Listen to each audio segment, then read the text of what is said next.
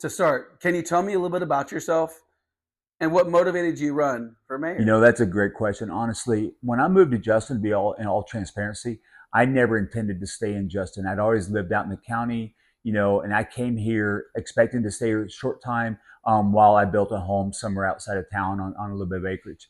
And so, we moved here, we bought stuff. My relationship I was in didn't work out, and I found myself sitting in a rental house, a little bit kind of lost, if you would.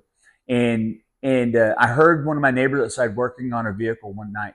It was late at night and it was a strange noise. I'm used to hearing hogs and horses getting into this stuff. And so whenever I went out the front door, he's working on his truck. I went and talked to him, and I thought, man, he was a pretty nice guy.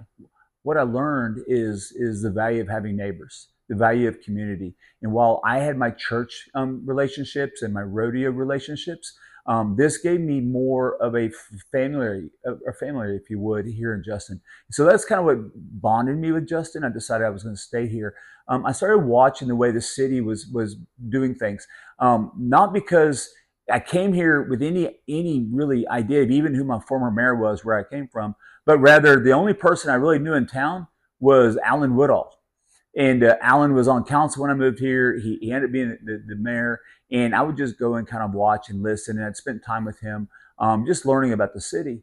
Well, there was a pretty hot topic here. It was red route, blue route, talking about 407 and what was going on with it. And I knew that there was already this joint, resolution with North Lake that was expecting to pass, supporting the 12th Street route, and it would have put it at the top of the list for TxDOT to come through here.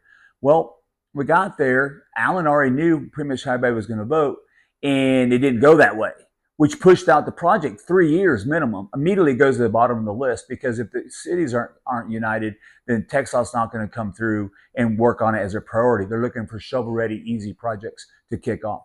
Anyway, so throughout that process, I started paying more attention with how things were running, and I decided I wanted to get involved. So I joined the EDC, Economic Development Committee, and I started going to meetings with that. And there's a bit of disillusion that took place at that time because I was basically on this committee. I'd come to the city and I'd sit there, and it was like my job to just approve a budget amendment for them to take money away from our board to use for something else.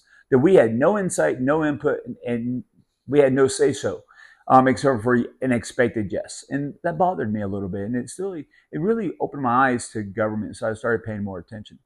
What I realized very quickly, and this is no bust on any boards or board members or volunteers, but there's really only two of us that clearly knew what was on the agenda. And it was obvious and clear because Charlotte Moore, who sat next to me on that board, we would already know everything on the agenda. We'd already asked questions. We already knew the answers, but we're looking around and people are looking through the budget for the first time and they're asking questions on the budget. They should have already come to this meeting prepared with the information. There's a difference between asking questions to educate people and asking questions because you don't know. Well, at the time, we weren't recording anything, so it wasn't going out beyond that meeting, and no one was in attendance. So there's no reason to ask a question to educate people.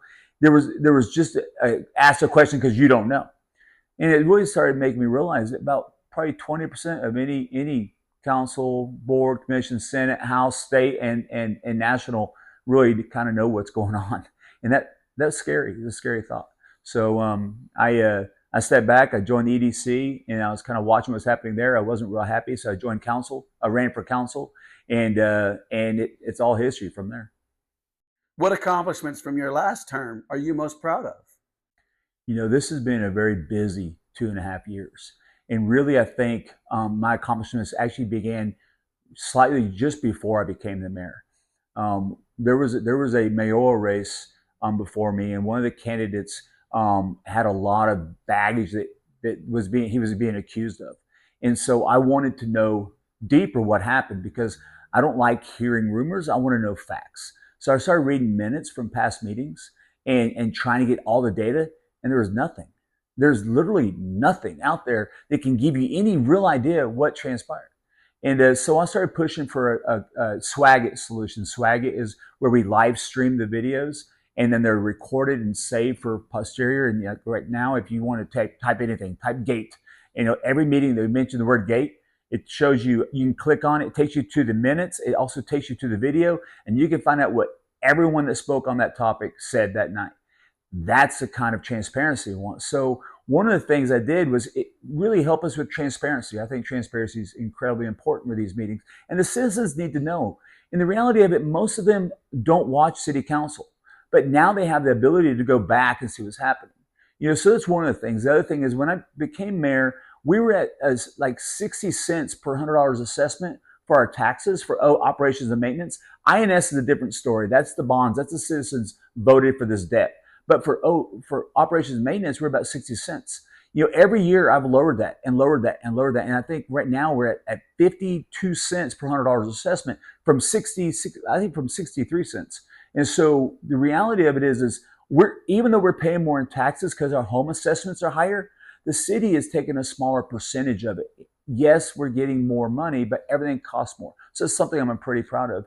On top of that, remembering my time as an EDC board member, I recognize that the reality of it, our boards and commissions they had no job.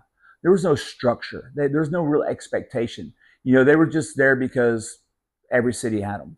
So I empowered those groups and I've given them some direction and some freedom, if you would. And we've seen them blossom and shine. And those boards and commissions actually have relevance now. Now they're still just advisory committees for the council, but they have an opportunity to advise us. Whereas before they were told what to think and then expected to be kind of quiet. And I didn't like that. I want to hear voices. So I'm pretty proud of that as well.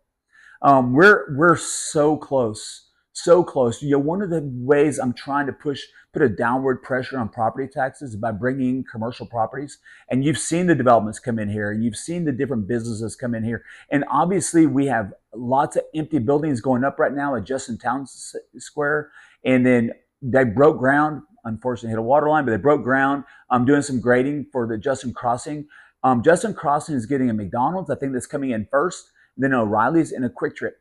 Now, this isn't me saying I'm super excited about getting QSRs, quick serve restaurants, but I'm excited to see commercial come in because commercial follows commercial. And there's a lot of people in our town that are excited for those types of establishments. So I represent everybody, not just the people that want, fine dining here. But so we've got that coming in, and we're ever so close to announcing and getting a finalized deal for like a grocery store. Maybe two different ones are so close to the finish line on that. So I don't think it's a matter of if, it's a matter of when. And we've got the numbers now, so that's incredibly important. A lot of things have happened as mayor. I'm incredibly proud of the Old Town overlay that we just completed. When I ran for city council, I don't know how many years ago, my first video, I can repeat exactly what I said. I'm looking to protect and preserve Old Town from 1st Street to 12th Street, from 156 to Sealy. I'm looking for commercial establishments. I want to grow what is Old Town, grow the mom and pops, and become a destination for people to drive from North Lake down a curvy road to get here. But on top of that, have a buffer between that commercial and the purely residential, and maybe from Sealy to Snyder. Do like a buffer, and I'm not real sure what that means. It looks like right now, but that's what I envisioned. Now, fast forward, I went through 2 terms, almost 2 full terms as a councilman, and I'm at the end of my first term as mayor. Hopefully I'm at the end of my first, looking at a second term, but we just passed an Old Town overlay.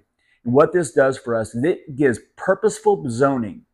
It gives a meaningful zoning in Old Town so we don't get franchises down here. So we don't get big box retail in Old Town. So we don't get any of this. We get the mom and pop shops, the antiques, boutiques, maybe some sports bars and some different restaurants. I'm really happy we got Grapes of Wine. I'm happy that watch our businesses that we currently have get increased traffic. I know Outlaw Burger, they're excited about another sports bar coming to town because people coming in, it doesn't hurt them. It helps them. And when we're looking at changing some of the way we do at nighttime here, we're looking at maybe opening up a little zone in Old Town so you can maybe go to a food truck, get a hot dog, hamburger, maybe some fries, and then go walk to Margaritas and have a drink with Giovanni and Giovanni, and why can't I not think of Benito's and Benito, or go to the Adams and have a drink there, or go over to Yodi's and have a drink at Outlaw Burger, whatever's down there. And really increase this, because so much of Old Town and so much of small town is me recognizing people and people recognizing each other. I know I've said a lot here, but I'm proud of so much. I mean, we pass go kart or golf carts in town that people think that's a small thing. But if you're in a golf cart and you drive by someone's house, you wave and smile. That saves small town. You were fixing to do some parking spaces for that. Again, if you're coming downtown to shop because it's close, because you get there in your golf cart, that increases business and increases small town. So there's so much. I could go on and on and on what we've done, but I feel like we've done a really good job of doing exactly what I said I was going to do, which is try to lower the pressure on property taxes and really preserve Old Town and make Justin, live up to this Old Town feel that we all love and moved here for. Priority speak.